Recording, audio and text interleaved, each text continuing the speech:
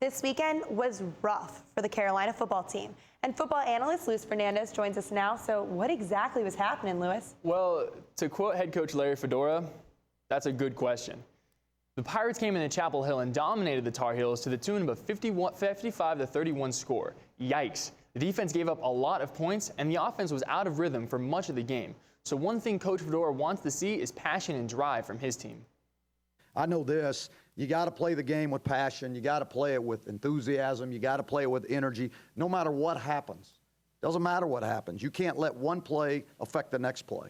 And we obviously don't have that right now.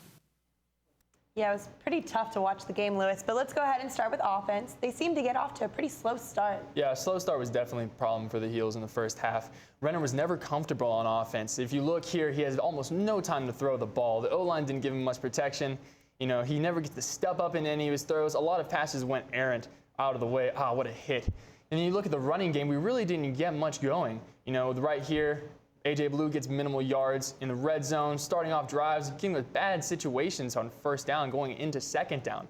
And then there were the penalties, of course. It's really hard to convert a 3rd and 5. It's so much harder to convert a 3rd and 20. Now, anytime you give up 55 points, there has to be something going wrong with the defense, right? Yeah, there definitely is something wrong with the defense. And defensive tackle Tim Jackson makes a great observation.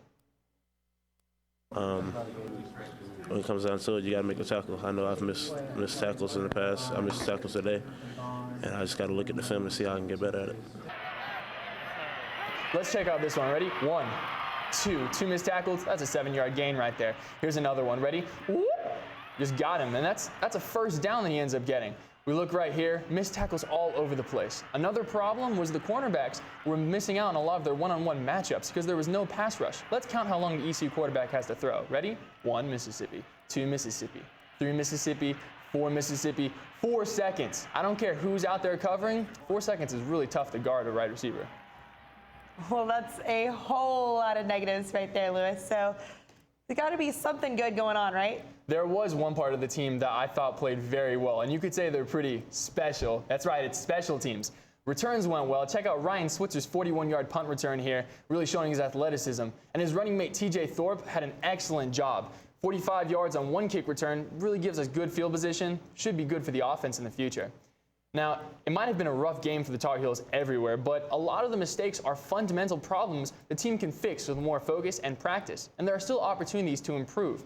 This weekend, we play Virginia Tech, who's currently 4-1.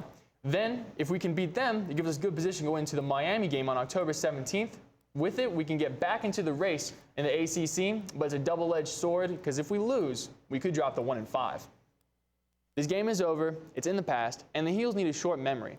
If they can use this loss as motivation for the future and get a little bit of luck, Carolina might still be able to claim the ACC Coastal Division Championship.